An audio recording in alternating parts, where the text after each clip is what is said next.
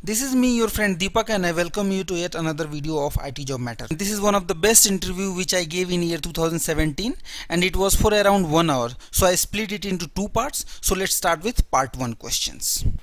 In this question they are asking if we have requirement to add one field employee spouse name in copybook, and copybook is of 100 length and it's all filled.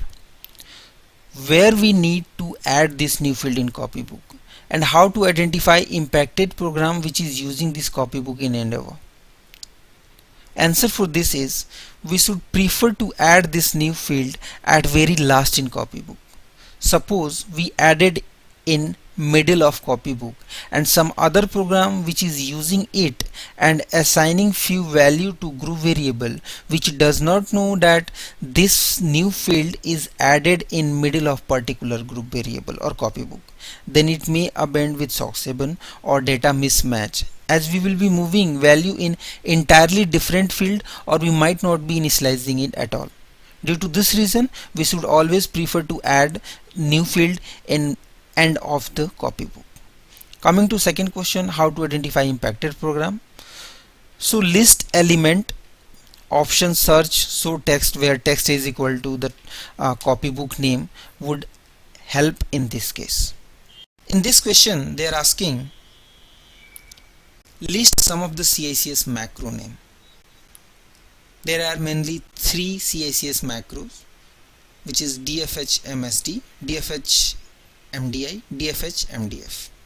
DFH-MSD is used to define map set. DFH-MDI is used to define a map, and DFH-MDF is used to define field of that particular map. While defining a map set, we use DFH-MD, and parameters are type, language, mood, storage, suffix and title. Whereas the value which we provide in title is shown on top of the transaction which we run. Type we gave map, which is used for creating a physical map. We can give option as dsect, which is used for creating a symbolic map. We can use option final as well to indicate the end of map set. In language we give ASM for generating symbolic map of that particular language. Basically this option decides language of symbolic map. If we give COBOL, so it will be creating a symbolic map compatible with COBOL. Same with PL1 and ASM as well. In mode we decide what will be the mode of that particular map, whether it will be only in or only out or in out. So here I have specified input and output. Now coming to DFH-MDI, which is used to define a map. Now parameters for DFH-MDI or defining a map is size, control, column, line, data. Now size decides the size of map. Line we decides the line number from where map definition is going to be started. Column from where the map definition will be started. Now coming to DFH-MDF, which is used to define a field and which we use throughout the map. Option for this is POS, which is position, to decide the position of the particular field which you are going to add. Then length of particular field, then justify whether it is be left justified or right justified. Then pick in and pick out. Pick in is used for the data type, or what will be the data type when we are receiving that particular field from COBOL program or assembly language program or PL1 program. And pick out is used for when we are sending that particular field, what will be the data type while sending. Then we have attribute option as well while defining a field. Parameters for attribute is ASKIP, prot, unprot, num, bright, normal, dark, IC or FSet. FSet is used to set the value, or FR set the value of modified data tag. IC is used to insert the cursor at that particular field. Dark is used to hide that particular field from displaying. Normal is used to display normally that field. Bright is used to brighten the color of that particular field which is going to be displayed. Then we use num as an on number field. Then we use prot and unprot to protect the field or unprotect the field. Then we have a skip option to auto skip. In this question they are asking how to add fields in CICS map.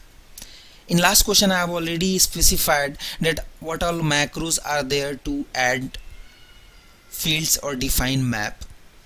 So let's say I'm going to add two new fields, which is employee ID and submission ID in my new map. So I will be using dfh mdf macro to add field. I will be using position.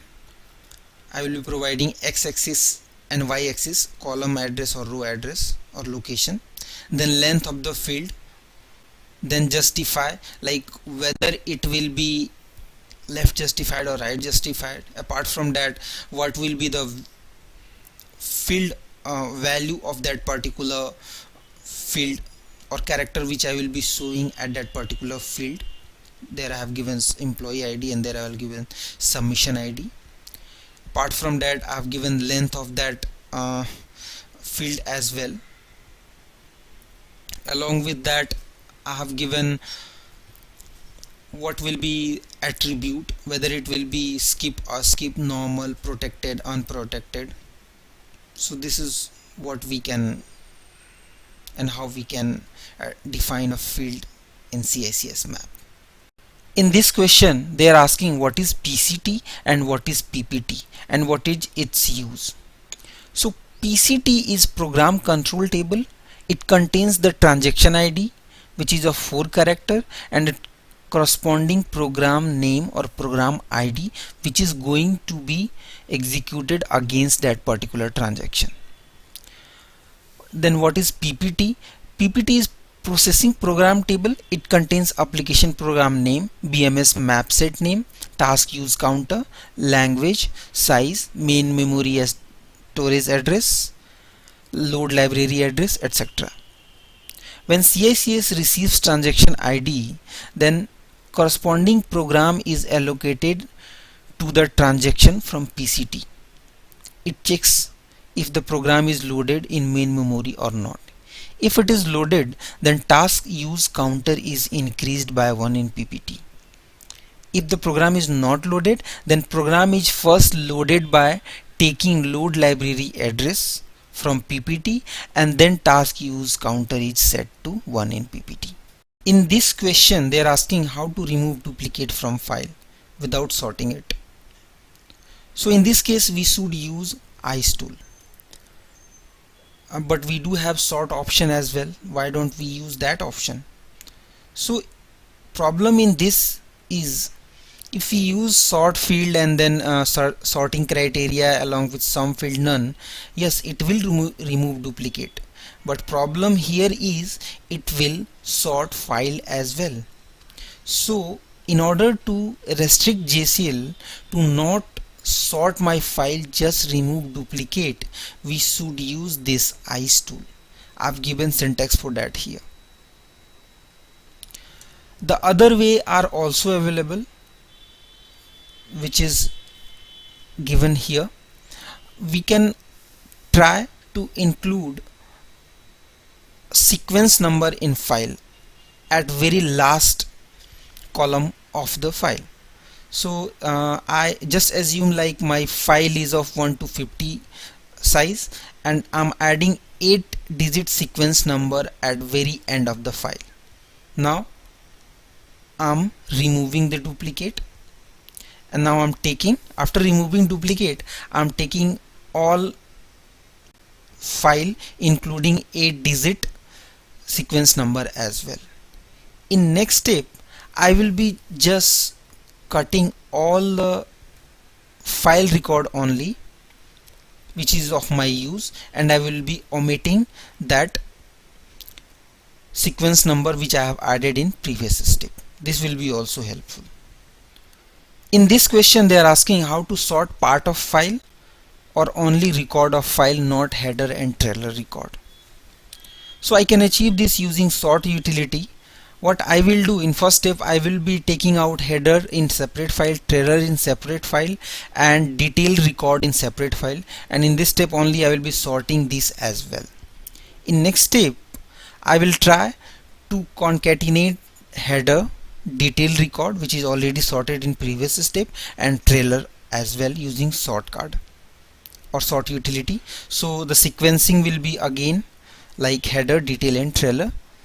So this is how we are going to achieve this. In this question they are asking, there is a COBOL DB2 program and it's already compiled. Now if I am adding just one move statement in COBOL program, in that case do we need bind program as well, or just compiling will be enough? So answer for this, yes, bind is necessary. Why? For COBOL changes we have to compile and linked it. For compilation we need pre-compiled source. So new timestamp is transferred to load module from pre-compilation stage, and if we do not bind it, timestamp mismatch is obvious and program will abnormally end. So to match the timestamp between load library, load module and plan, we need to go through bind process as well. So the new timestamp which is added in DBRM will reflect same on plan as well. In this question they are asking what is difference between SQL code -818 and SQL code -805. We get SQL code 818 when the consistency token placed by DB2 pre-compiler between load module and DBRM does not match. And we get SQL code -805 when any DBRM or package is not found in plan, which is supposed to be there. Error text in this case of 805 is invalid DBRM or plan.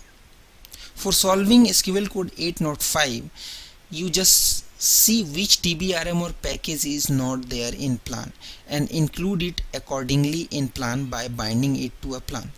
For solving SQL code 818, you need to pre-compile code so that it gets new timestamp in load module of COBOL program and bind the DBRM with plan with same timestamp. In this question they are asking, we have given program A and program B. Program A calls program B. By looking into code, is there any way to identify that whether it is a static call or a dynamic call? Yes, we can say by looking into code that whether it is a static call or a dynamic call. In case of static call, at call statement we specify program name there itself. But in case of dynamic call, in call statement we provide a variable name, and that variable name contains the program name, which is generally decided at runtime. So this is dynamic call. Apart from that, in JCL we need to give dynam option to achieve a dynamic call environment. Default option is no dynam. That's all for this video. Again I will be sharing separate video for remaining questions. If you have not subscribed to my channel, do it on subscribe button for more such videos and click on bell icon for each video's upload notification. Thanks for watching. I hope to see you in my next video. Bye bye.